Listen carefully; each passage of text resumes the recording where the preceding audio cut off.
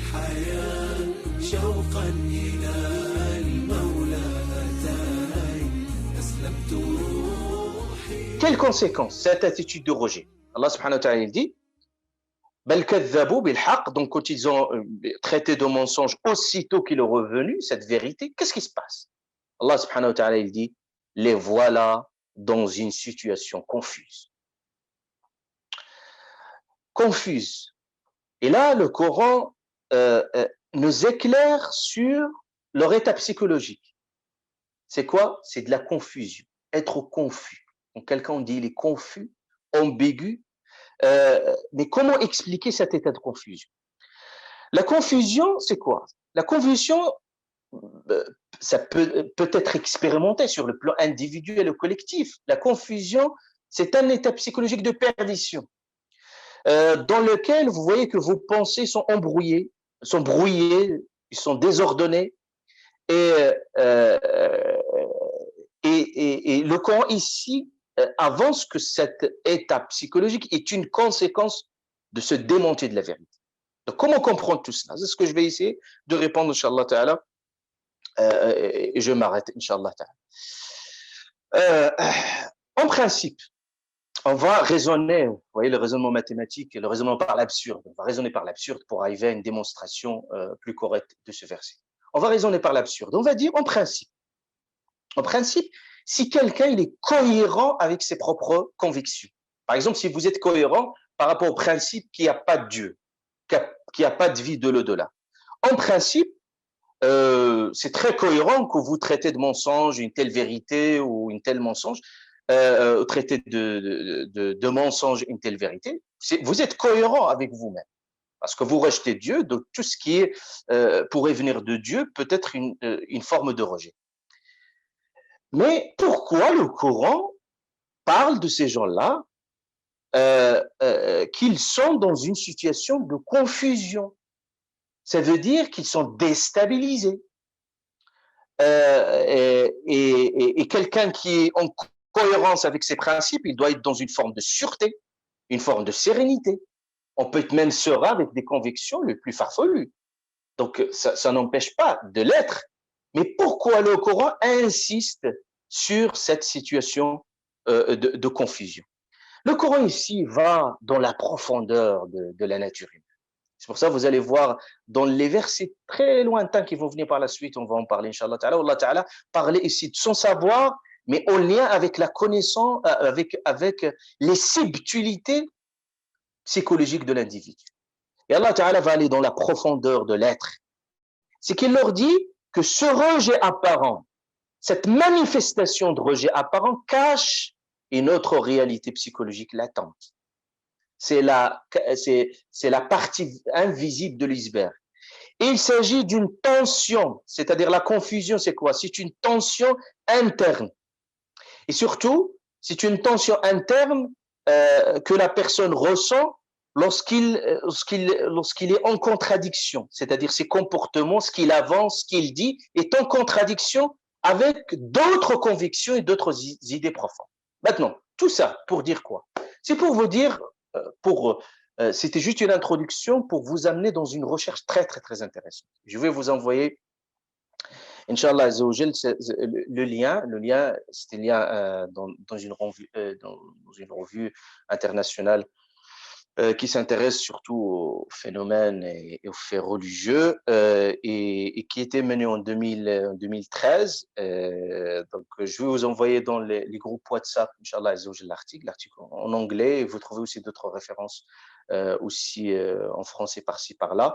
Mais cette étude finlandaise qui va nous aider à mieux comprendre la portée de ce verset qui est en lien de cette introduction que je viens de vous parler de ce phénomène. La Finlande, juste pour rappel, pourquoi cette étude finlandaise et pourquoi s'intéresser particulièrement à ce phénomène religieux, parce qu'il va s'intéresser à l'athéisme et aussi à la croyance, c'est que le Finlande est un pays où le taux d'athéisme il avoisine les 68%, c'est-à-dire c'est un phénomène qui se répand pratiquement.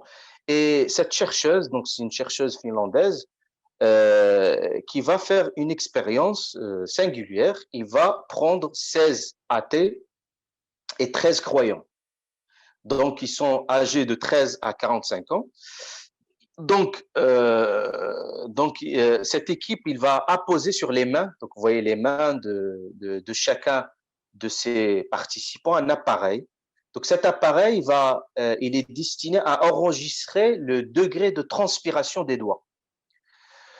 Pourquoi le degré de transpiration des... Vous voyez, aujourd'hui, les études en psychologie ils sont beaucoup articulés avec les neurosciences et ça donne des résultats encourageants et très intéressants. En fait, il va mener cette expérience donc en mettant, voilà, les participants vont mettre leurs mains sur cet appareil. Donc, il va mesurer le degré de transpiration des doigts. Pourquoi? Parce que le degré de transpiration des doigts, c'est une manifestation connue de stress. Voilà.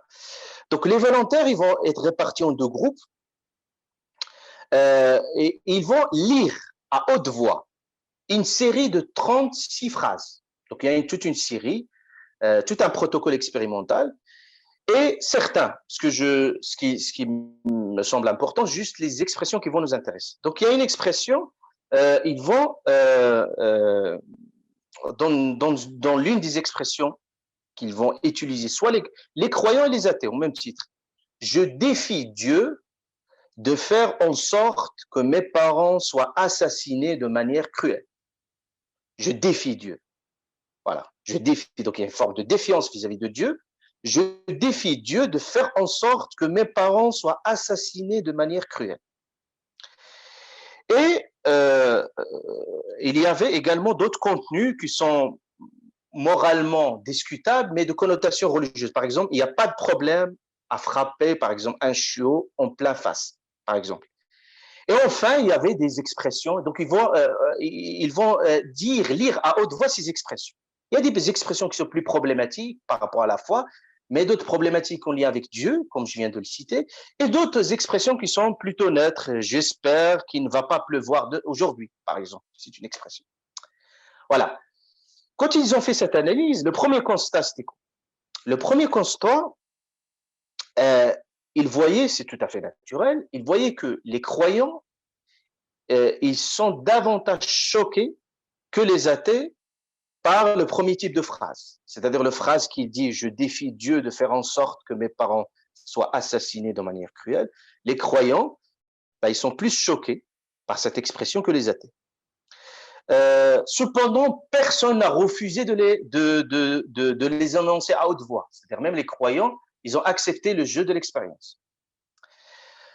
Mais le résultat qui est très étonnant, c'est que les croyants, comme les athées, éprouvent le même stress quand ils déclarent cette phrase qui défie Dieu. Donc, c'est vrai qu'il y a un taux de stress plus élevé chez les croyants, mais en fait, il n'y a pas de différence significative. Donc, on voit que les croyants et les athées ressentent le même stress. Donc, qu'est-ce qui fait que l'invocation de Dieu est un facteur de stress, même de tous les sujets de l'expérience, même les athées? Donc, ces chercheurs, ils ont dit, mais peut-être il y a un petit problème dans la phrase, c'est parce que dans la phrase, il y a cette expression qui dit « Je défie Dieu de faire en sorte que mes parents soient assassinés de manière cruelle ». Peut-être ce stress n'est pas lié plutôt à la défiance de Dieu, mais plutôt le caractère morbide de la demande, parce qu'on demande la mort des parents. Ça peut être problématique. Donc, ils ont dit peut-être qu'il y a un biais méthodologique, donc on va utiliser un autre protocole. Donc, qu'est-ce qu'ils ont fait? Ils ont essayé d'améliorer l'expérience. Cette fois-ci, ils ont pris 19 autres athées finlandais, c'est-à-dire de 20 à 30 ans, et toujours reliés à l'appareil qui détecte le stress. Et cette fois-ci, ils vont crier à haute voix « Je défie Dieu de me faire mourir d'un cancer ». Et une autre expression « Je souhaite mourir d'un cancer ». Et là, la surprise,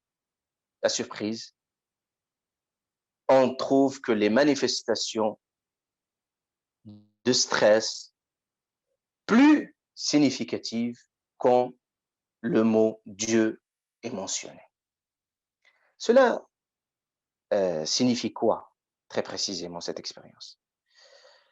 Cette expérience nous montre que le Coran a déjà évoqué dans plusieurs passages, et ce passage-là le reflète, cette situation confuse, c'est que à l'intérieur de chacun, cette présence de Dieu, malgré qu'on renie et qu'on défie dans l'apparence cette existence de Dieu, mais au fond de soi, on se rend compte que cette présence est tellement intime de l'être. Et c'est ça, Allah Ta'ala le dit pour expliquer mieux ce verset coranique. Il dit dans un autre passage, Jahadou biha, ils l'ont renié, wastayqanatha anfusuhum zulman wa uluwa. Il dit Allah subhanahu wa ta'ala, ils l'ont renié, jahadou biha, ils l'ont renié, alors qu'au fond d'eux-mêmes, ils en ont la certitude. Pourquoi ce rejet? Il dit zulman, par pure injustice, wa uluwa, par une forme d'orgueil.